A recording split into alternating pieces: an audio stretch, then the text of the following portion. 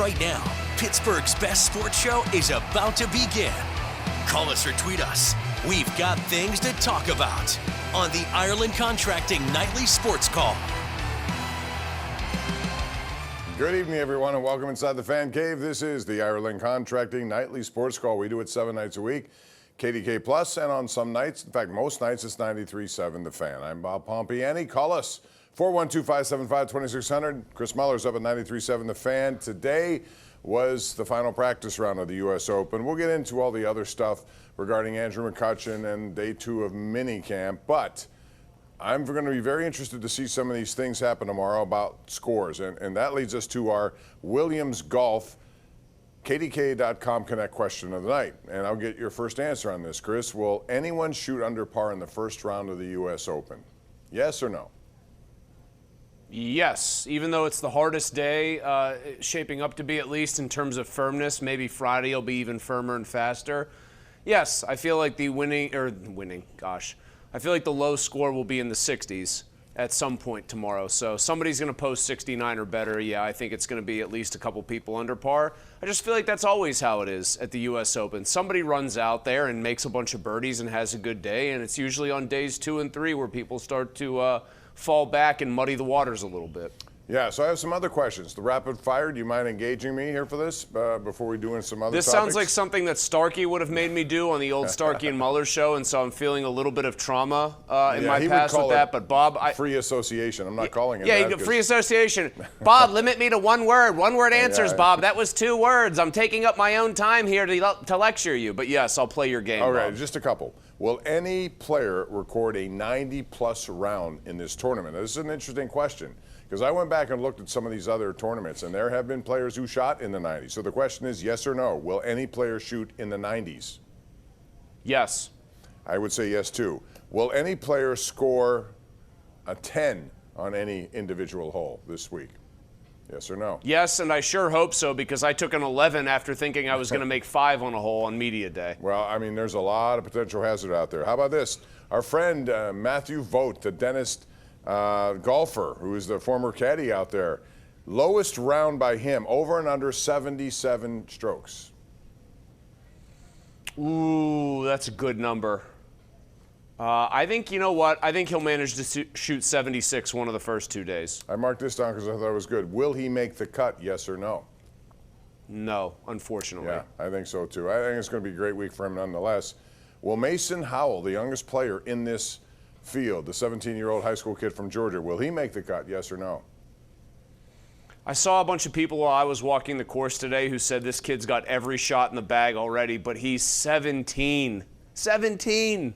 That is an awful lot to ask of a high school senior or whatever at the hardest golf course in the world, playing at the absolute apex of its difficulty. I'll say he does not make the cut. Highest round by any player, over and under 87. Highest round by any player. I said 90, so I'm going to go over that.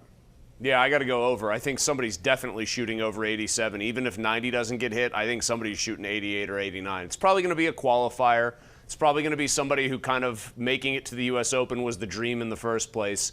And then Oakmont's coming with a left hook and a straight right. All right, one final one, and I think this is an interesting one too, because I look back, we've done a lot of research. We did a 30-minute special, couple of things on the history of the club, and I know a lot of the history by talking to David Moore, who's their historian there. He's been terrific. Most of these finishes are plus finishes. I mean, you look back at the 9, you only find 2 that went under par. One of them was 2016. Dustin Johnson won at -4, arguably -5. He had a penalty shot there that was disputed. But 4 guys only, that was it, under par for the entire tournament. How many players will finish under par? The over and under is 4.5 for the entire 72 holes I'm talking about. Oh, man, you're asking me to predict the weather, because if it rains enough to soften the place up, these guys are too good. They are going to end up shooting under par. I'm going to say that all those scattered storms somehow miss most of Oakmont, and I will say under 4.5 players under par. Although that's my heart talking. I think my head is probably giving me a different message. I would agree with that. I think it's going to be under, again, depending on what the weather does. First 2 rounds, if you're over par and contending, you know, there's a good chance that you're going to probably have some issues early on. Later, we'll see how that goes. All right, before I do anything else, and we want to hear you out there. Call us at 412-575-2600. Your thoughts about Oakmont and how it's played so far and what you think the final scores may be and who wins. But also I want to ask you, Chris, about Andrew McCutchen. What a great feat for him today. 3-run home run to move past Roberto Clemente, and then Roberto Clemente Jr., who I saw up at Oakmont and kind of set him up for some tickets. He raced back to be there for a photo shoot afterwards. So I thought that was an interesting day. Yeah, I think it's a cool thing for McCutchen. It's obviously impressive that he managed to do this despite being away for the Pirates for several years. And he's never going to reach Clemente's stature, obviously, with the franchise. Nor even, in my opinion, will he reach Barry Bonds' apex of, really, it should have been 3 straight MVPs. Looking at you, Terry Pendleton, you know that was garbage, pal, in '91. But he is certainly, for this generation of Pirates fans who are probably my age or younger, because I was 7 when Bonds left town, he's the best Pirate they've ever seen. We're going to take a break on that note, Chris. When we come back, we'll open up the phone lines. We'll also talk about day 2 of minicamp, Aaron Rodgers. All that stuff is coming up as we continue. We're live right here at KDKA Plus and on 93.7 The Fan. This is the Ireland Contracting Nightly Sports Call. We want to hear from you next. Meyer, welcome back. This is our Xfinity tweet of the night. Comes from respected Pierre Lebrun, TSN in Canada, hearing from sources that the group of Ron Burkle, Mario Lemieux, and David Morehouse are interested in the possibility of buying back the Penguins from Fenway Sports. Burkle and Lemieux sold them the franchise in 2021. Fenway's been looking to sell a partial share. Will be interesting to see where it goes. This came out of left field, Chris, and I'm a little surprised by it, but I think I would welcome a change back. And, you know, maybe it's going to be at a discounted price, and maybe you know, the Fenway Sports Group has too many other things, and they're not going to put as much detail or effort into this. Who knows? It might be a good thing. Likelihood or no? Well, FSG, it seems, wants to sell a portion, but it sounds like from the reporting, correct me if I'm wrong, Burkle, Lemieux, and Morehouse want the whole kit and caboodle here, so that could be part of a hang-up. But it would seem to me that FSG maybe bit off more than it could chew here. I think this would be a net good for the Penguins and for their fans, because you know you were getting an ownership group that was committed to the team and nothing else. FSG, this is one part of a diverse sports and business portfolio. The question that would then arise, if the Lemieux group gets this back, what happens to Sportsnet Pittsburgh? That's an FSG brand. That's kind of an offshoot of Nesson up in Boston. So I think the TV rights situation would become very choppy and dicey if Mario Lemieux's group got this back, and you wonder what the recourse would be if something happened with Sportsnet. But I think on base level, Bob, everybody that heard this news got excited about it, because half the people watching this still don't really know who the actual principal owner of FSG is, who would be answerable for things that happen with the Penguins. Yeah, I mean, they pretty much stayed away from any limelight, John Henry specifically. But, I mean, they got, you know, you look at Liverpool, you look at the Red Sox, they got big fish to fry, and maybe this has become a nuisance thing for them. Who knows? We got a lot of calls, Chris. Let's get right to it, beginning with Tony on line 1. Wants to talk some Aaron Rodgers. Hello, Tony. Hey, guys. How you doing tonight? Good. How are you? Pretty good. I just wanted to comment as a female fan. I'm not speaking for everybody, just for myself. But, you know, there was a lot of dismay about Rodgers coming on, and I kind of agreed with a lot of things, you know, that were said in the beginning on Facebook. But I'm thinking that if we just maybe calm down a little bit as fans, give this guy a chance. You know, it's not about who he married and how old he is. Let's just... Well, I think age is a factor, it is kind of Tony. About how old he is, yeah, actually. I think it is very much about honestly, him being 41. I think that's the key part of this. We don't know, and it could be good. It could not be so good. I know this. We had a lot of tweets on this. David Silvio says, move over, Skeens and Sid. Aaron Rodgers is the new king of Pittsburgh. You get all these different reactions, Chris, from that to I don't know why they're wasting your time with him. If everything goes right, I still believe he has enough in his arm where he can make a difference here. But he's 41, and who knows when you get to be that age. Well, Bob, I think the thing we can probably both agree on is anytime we have a call that comes in that says, you know, I was reading about this on Facebook, my brain just kind of go, I have to kind of go, what now, huh? He's still got the arm strength. It's close to 100% of what it used to be, but he's not as mobile of a guy as he used to be. And the results last year with the Jets and then his final healthy year with the Packers sort of say volumes about what he may or may not be at this point as a quarterback. And I'm sorry, him being 41 is absolutely a huge part of the story. In real life, being 40 or 41 means, hey, you're just getting going. In the NFL, it means you're probably sitting on the couch and have been for several years. Exactly, and that's why this is going to be must-see TV all throughout the course of the season. There are going to be so many things going on. Let's go back to the phone lines. We have Darren in Newcastle who joins us right now. Hello, Darren in Newcastle. Hey, thanks for taking my call, Bob and Chris. Real quick question. I wanted you to get your take on this. This is about Calvin Austin III, CA3. With his height and size being 5'9" and 162, he does a 40-yard dash in 4.3 seconds. I'm thinking, and I want to get your take, he's so fast going down the middle, and I can't see many free safeties covering that kind of speed. And I was thinking how the Steelers' offense could use that, because I know they don't have a lot of wide receivers in place now. But going forward, how they can use that speed, and I wanted to get your take on Well, that. I thought he had a breakout season really last year. It wasn't phenomenal, overwhelming numbers, Chris, but he made his mark. And I think this year they would expect even more from him using the speed that the caller talked about.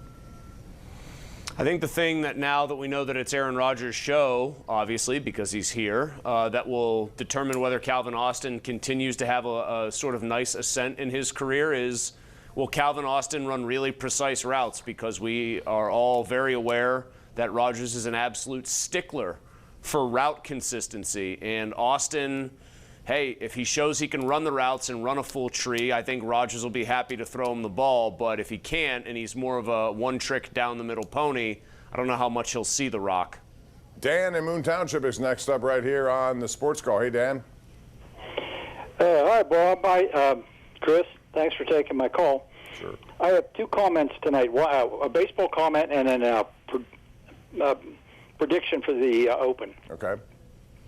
I kind of like what Kelly's doing in left field, keeping Frazier out there, letting someone can hit a little bit. And I just wondered if the way Frazier's playing and hitting compared to last year when he only hit 202, is he a candidate for maybe comeback of the year? Just the possibility if he continues to play like he is.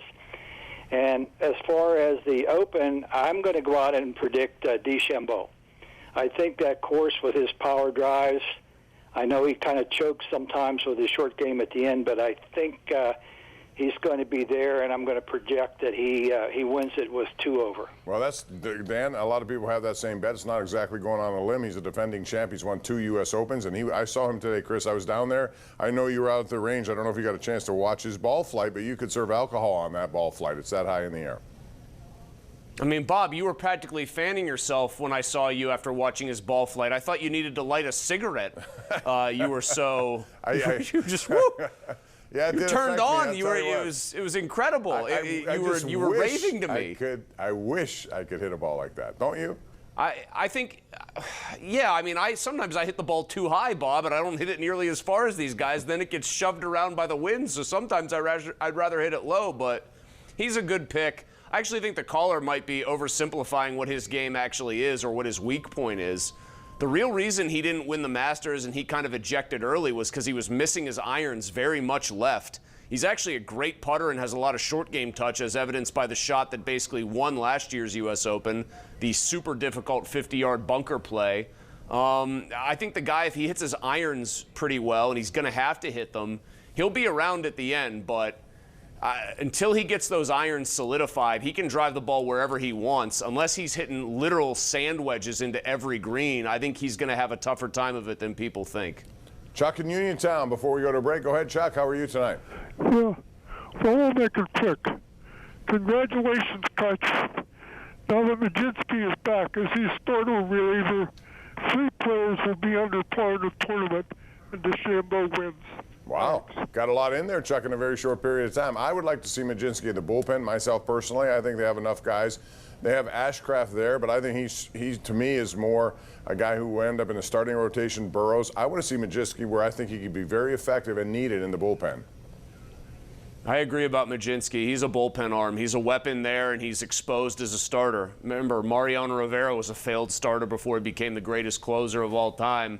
That's generally how this cycle works.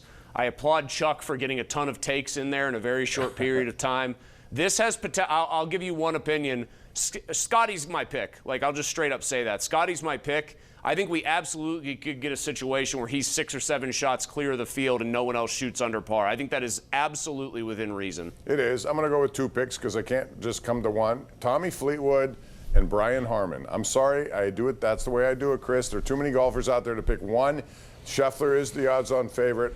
I like Harman as a lefty who can grind, and I also like Fleetwood. He's been kicking at the door.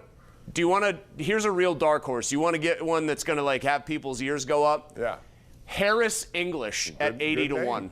How about Phil Mickelson, 6-time runner-up? Is he due to win something like this? Can he?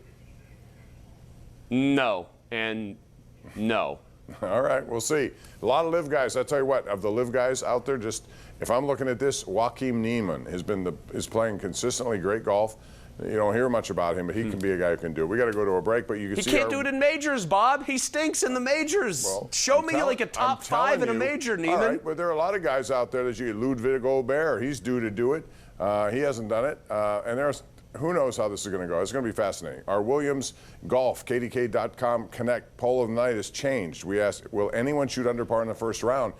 59% of you say yes, 41% say no, and it's going to be faster than people think tomorrow. We're due for a break. We'll take it, come back with more right here on the Ireland Contracting Nightly Sports Call.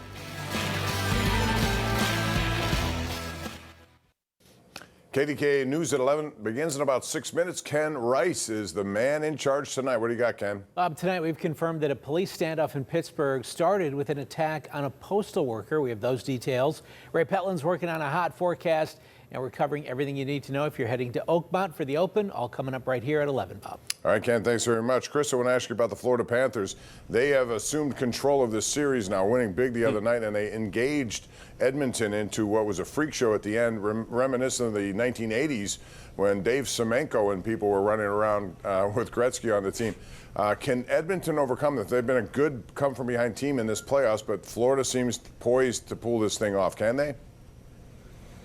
I'm not going to ever rule out a team because I saw the Penguins fall down 2-0 in their return engagement in 2009 with a Red Wings team that was still stacked, and then they managed to pull it out in the end in a thriller in 7 games. But boy, the Panthers seem awfully tough and like a team that only gets better when the moment gets bigger. They've got proven big game performers. I know that Edmonton has the best player in the world and probably a top 5 guy alongside of him, but I don't know about you, Bob. My thought is this series, much like the NBA Finals, believe it or not, even though that's 1-1, I think they're both over and might be in 5 games. On that note, we will bid you adieu. Thank you, Chris. Appreciate it. We'll see you out at Oakmont. And that's going to do it for us tonight. We are on the air every single night of the week right here on KDK Plus and most nights 93.7 The Fan. Thanks for watching the Ireland Contracting Nightly Sports Call. Good night.